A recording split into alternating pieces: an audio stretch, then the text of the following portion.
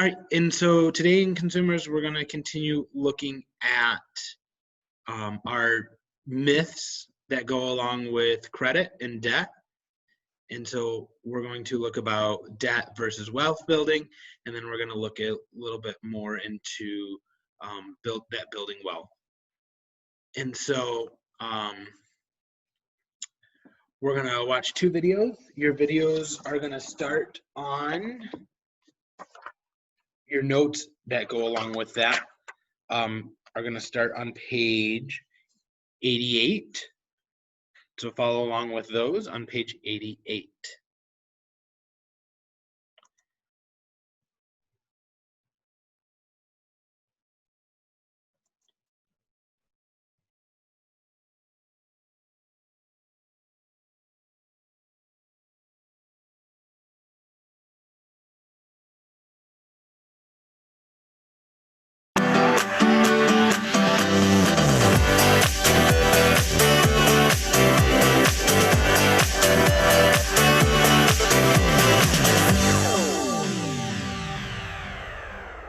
Myth. Debt is a tool.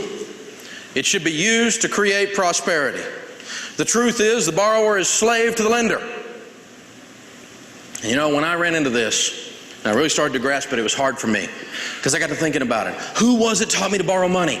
This was my college finance professor, who was broke. What's wrong with that picture? A broke finance professor is like a shop teacher with missing fingers. So I have a rule. I don't take financial advice from broke people anymore. I want to do what rich people are doing. I get to be rich people. Whatever the broke people are doing, I can love them, I like them, I want them to help them be rich people. But I don't want to do what they're doing. If I want to be skinny, I'm not going to eat what fat people are eating. This is not hard, is it? You have to think about these things. If you want a marriage, don't go to some guy who's been married 16 times and wrote a book. Find some old couple walking along like this, been married 62 years, and she's holding him up. Find out how he did that. That's worth knowing. Take that guy to lunch. He's got some wisdom. Find winners and mimic what they're doing to win. That's how we become rich. That's how this works.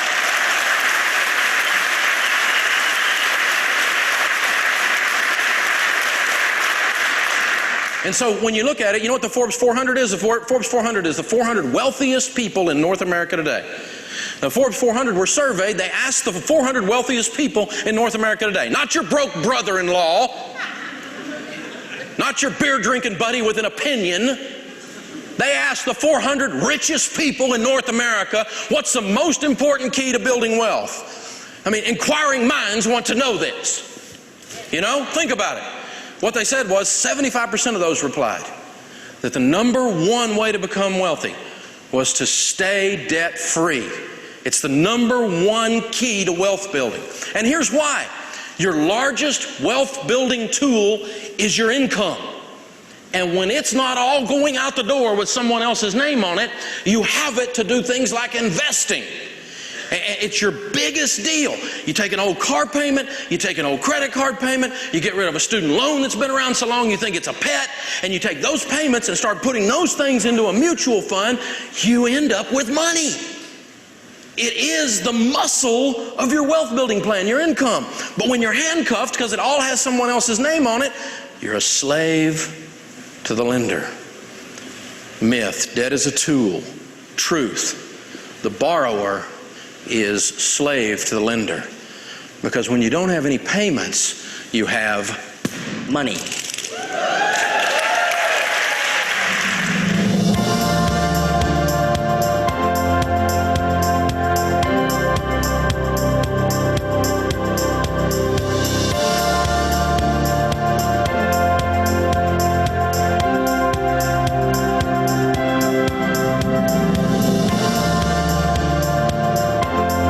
It is a life-changing, psychologically, emotionally, spiritually scarring experience. It is one of the 10 worst things that can happen to you, probably one of the 5 worst things that can happen to you. It's devastating to go through it. The shame, the guilt, the sense of failure, the loss of self-esteem. It's something you definitely want to avoid.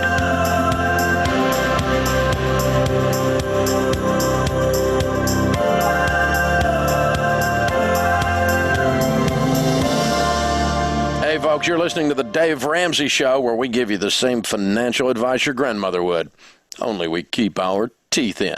Up next is, looks like it's Allison calling. Allison is calling from Seattle, Washington. Hi, Allison. Welcome to the Dave Ramsey Show. Hey, Dave. I'm in high school, and my parents seem really stressed about money and debt. I know they're my parents, but I really want to help.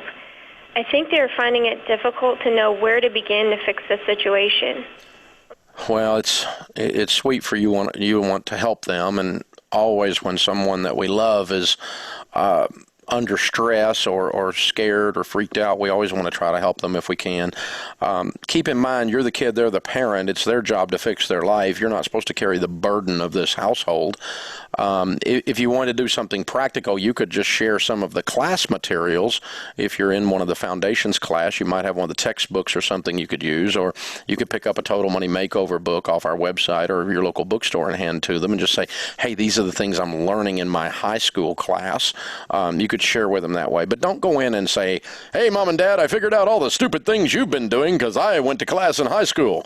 That will not play well, dude. Don't go there. Mom and Dad will not be thrilled with you.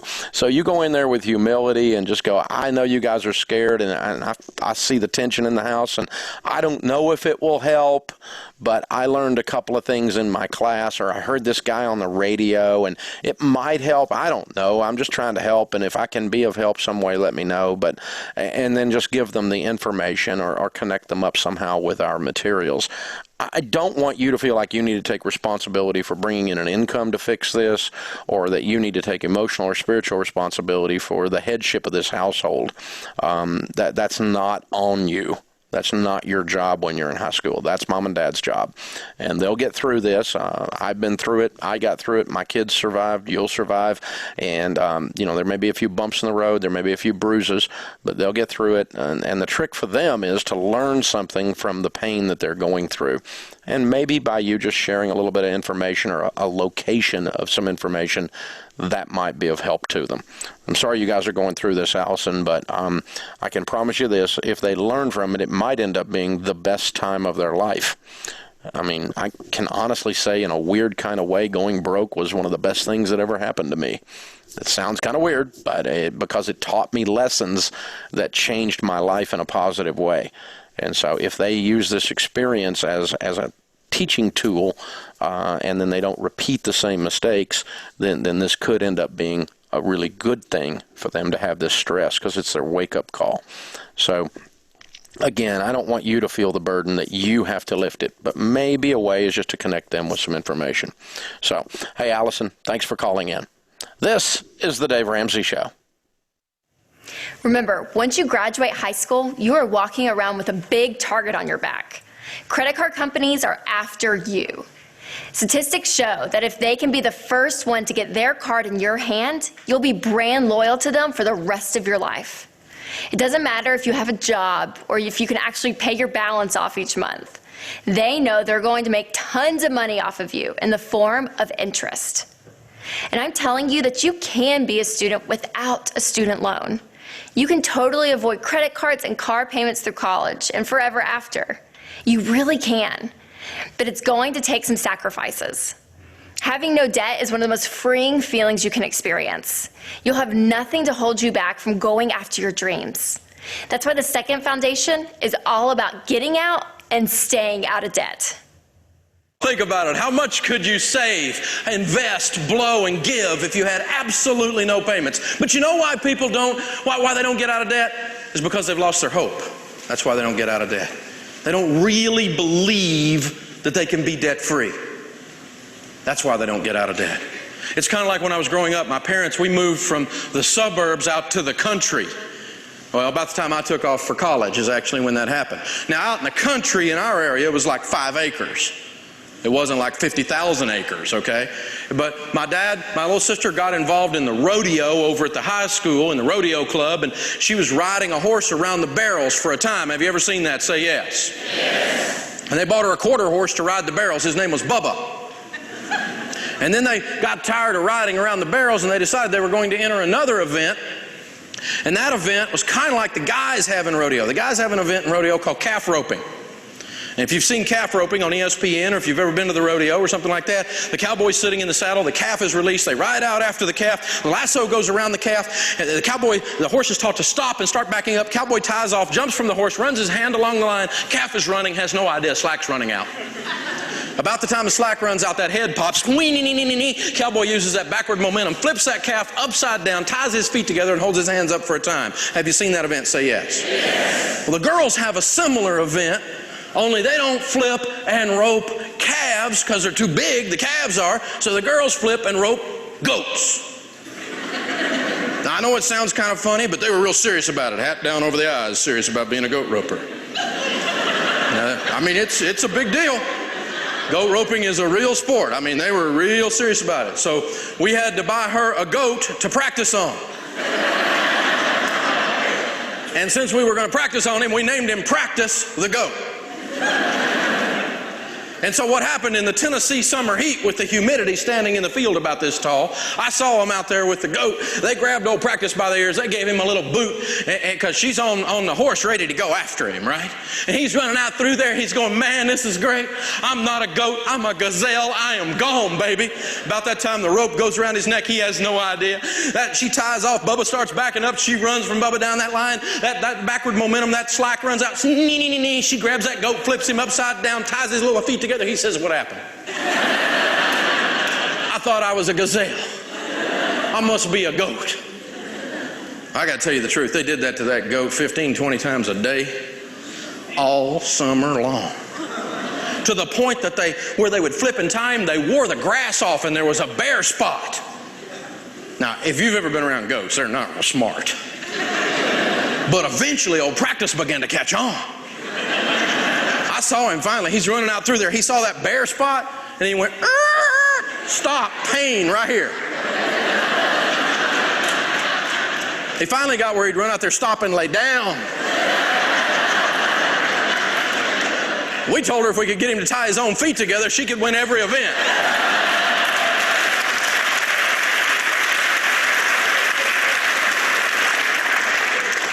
You know what happened to old Practice?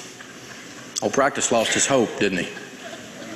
He got beat up one too many times, and he just quit. He just went out there and laid down. It's kind of a funny story, but really, when you think about it in perspective of our lives, it's kind of sad.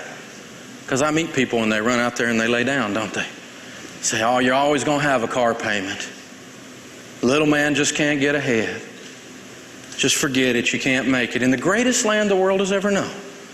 Plus, Practice had to go back to the goat pen, didn't he? And the other goats are going, you're not going to make it. That's just the way it is. Take it easy, man. Don't work while you're at work. Don't try to be a winner. Mediocrity, we're just goats, man. Just take it. Just go out there and lay down. That's just how it is. You're always going to have a car payment. You can't be a student without a loan. You can't have a master without a card.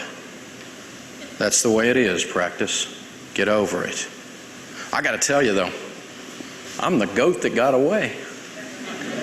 I'm over here the other side of the bare spot. It's not really a bare spot. It's more like a mountain of dead, isn't it?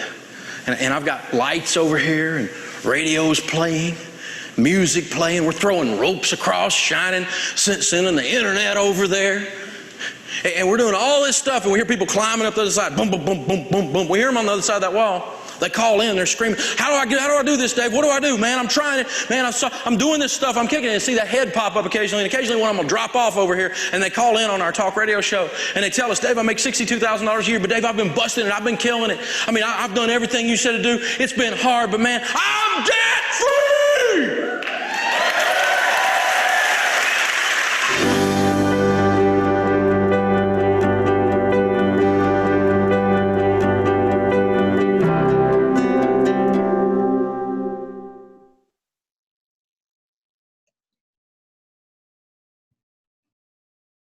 All right, and so now we're going to move to our next video, and this one starts on page 90.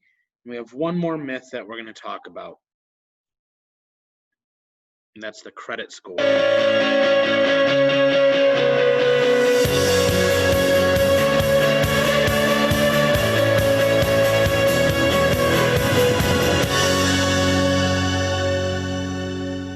Have you heard any of these statements before? Make sure you're building your credit, or you have to have a good credit score. This is a lie that people all across America have fallen for, from high school students to grown adults. Yes, I'm saying you do not need a credit score. Working to build a credit score often means buying things you don't really need and wasting your money on interest payments, just so that little number will go up so you can get into more debt later. It's a vicious cycle that leaves many people in debt for life.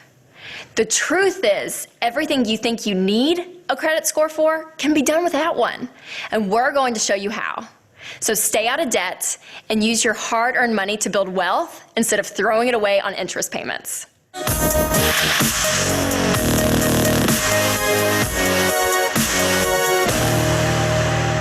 Well, a FICO score is a measure of how you've interacted with debt. Your FICO score, the algorithm that creates it is 100% about your interaction with debt. It's your debt payment history, the type of debt, new debt. These kinds of things enter into creating your FICO score. And so your FICO score has become in our culture a false measure of how well you handle money. It's not how well you handle money. It's actually how well you handle debt, which is not an indication of wealth.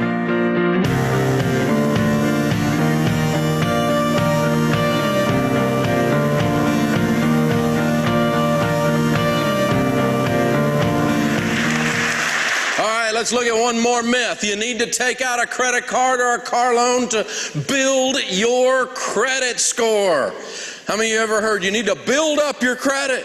Go in debt so you can build up your credit. That's a myth, and let's talk about it. The truth is that the FICO score is really, when you analyze it carefully, an I love debt score. And it's not a measure of winning financially. Having a big FICO score does not mean you're winning financially. As a matter of fact, it often means just the opposite. And let's talk about why. I'll tell you how I got into this mess. I was on the early show on CBS doing a regular series of appearances, and one of my Tuesday morning appearances, I decided I was going to talk about the FICO score, and I pulled up the mathematics from myfico.com, the algorithm that is used to produce your FICO score, and the components that enter into producing your FICO score. And every one of them had something to do with debt, and I said, well, this is an I love debt score. And of course, I went on the television. I said, don't worry about your FICO score. Don't worship at the altar of the great FICO. It's an I love debt score. The only way to have a FICO score is go in debt and stay in debt a long time. And of course, being on CBS, the FICO people didn't like me saying that. Can you imagine? And so they called my director of publicity and said, we want to come on Dave's radio show and talk to him about this. He's wrong. And she said, no, you really don't.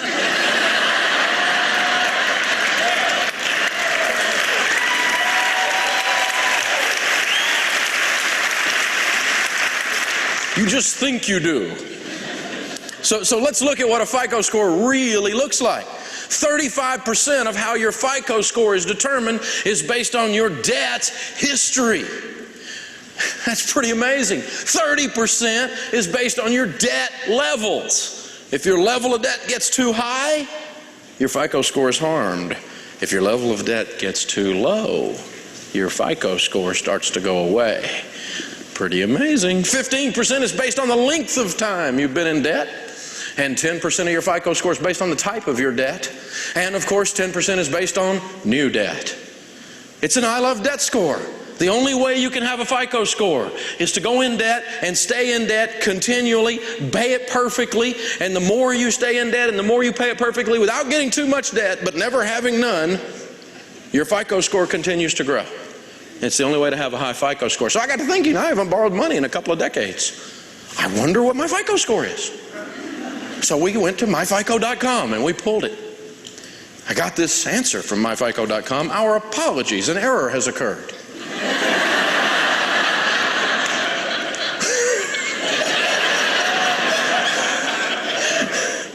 We regret that we were unable to fill your score power order request because your credit report does not currently contain enough information to meet the minimum scoring criteria to calculate a FICO score.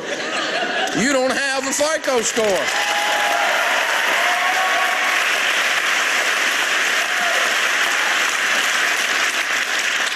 It gets better.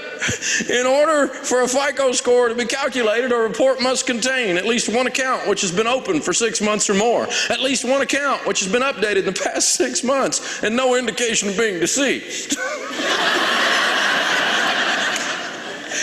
You must be dead if you don't have a FICO score. Now, I'm not bragging or anything, and I don't want you to take this wrong, but Sharon and I have been living like no one else, and I've told you, now we're able to... And so we're not just millionaires, we're multimillionaires. And I'm not bragging, I'm a regular guy, but God has really blessed us.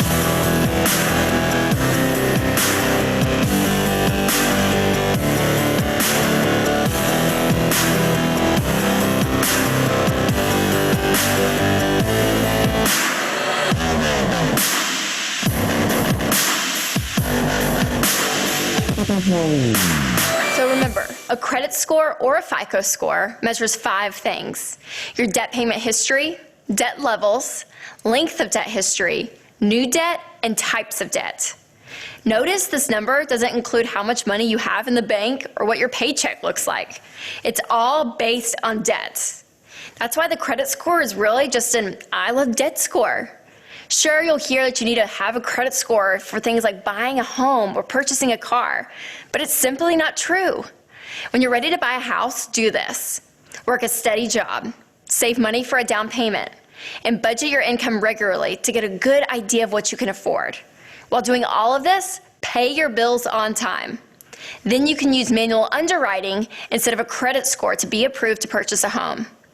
A credit score says that you're good at buying things you don't have the money for. But manual underwriting says you're responsible with money. If you want to buy a car, the solution's even easier. Cash. That's it. The bottom line is you don't need a credit score to survive. You can do well in life by being responsible with spending and saving. Coming up next on the Dave Ramsey Show is Renee. She's a junior in college, 22 years old, in Atlanta, Georgia. Hey, Renee, welcome to the Dave Ramsey Show. What's up in your world? Okay, Dave, I see your point. Debt is dumb, but I'm really struggling with the idea of not building my credit score. Everyone says I need it, so how can I prove I'm good at handling my money without it? Well, the way you prove you're good at handling money is you have some as a result of the way you handled it. A score doesn't do that. I mean, when you're in college and you think everything's a test score, oh my gosh, here's your test. Is there any money in your bank account? That's how you tell if you've got money. Net worth, which is what you own minus what you owe, your income, and the pile of actual cash called liquidity. This is your test score for whether you're winning with money, not the stupid FICO score. The FICO score, in its essence, and you've heard me say this before, kiddo, it's simply an I love debt score. All it means is you played kissy face with the bank. It doesn't mean you know how to handle money. It means you paid bills because you had a bunch of bills. How does that make you smart? No. And by the way, what everyone says you should do with money, you always ought to run the other way, because statistically everyone is broke. I mean, you've got to take a different tack on this. And number one, don't take advice from normal people or you're going to be normal. And number two, let's learn what the score is really measuring, and it's not really measuring financial health and wealth and well-being. All it's measuring is, just playing kissy face with the bank. Hope that helps you. Thanks for calling.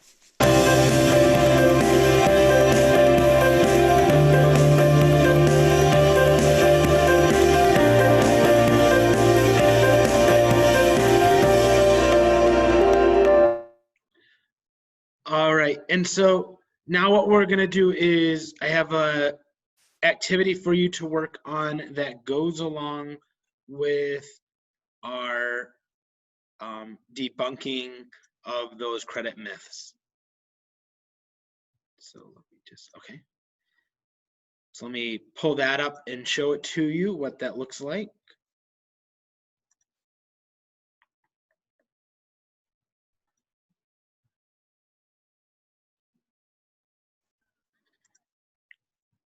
All right, and so once you get into Schoology and you go to this class, it's debunking the credit myths. It's this down here at the bottom. And then you will click this link.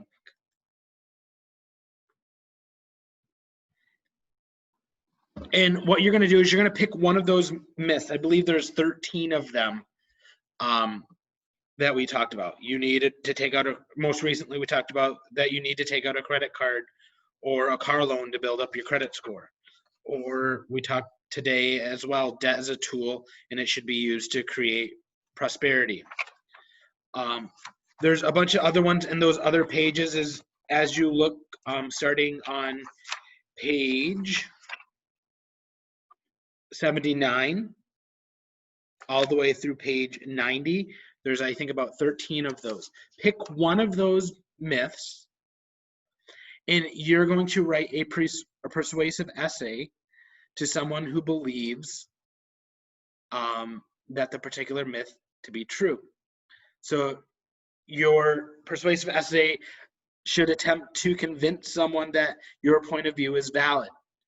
In your essay, it should be discussed both sides of the position so you can effectively counter the opposing.